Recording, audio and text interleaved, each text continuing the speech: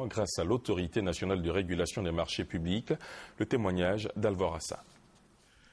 Les décisions irrecevables, les décisions mal fondées, bien fondées, la levée de suspension, le règlement à l'amiable, les classements de dossiers, la saisine de l'ANRNP, l'Autorité nationale de régulation des marchés publics, l'autosaisine à l'initiative du président de l'ARNP sont entre autres les notions sur lesquelles les journalistes spécialistes des questions économiques des différentes rédactions ont été formés. C'est que la pratique du contentieux, elle est adossée à une réglementation.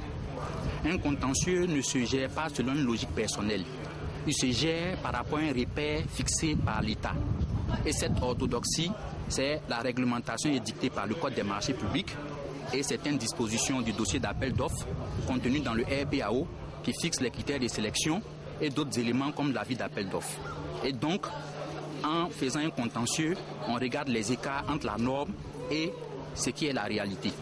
Le président de l'Autorité nationale de régulation des marchés publics, Coulibaly Nonkarna, a précisé lors de cette formation que de 2010 à aujourd'hui, il y a eu 42 litiges, 12 dénonciations, 6 autosaisines, 58 décisions ont donc été rendues, 12 ont conduit à des annulations et un règlement à l'amiable.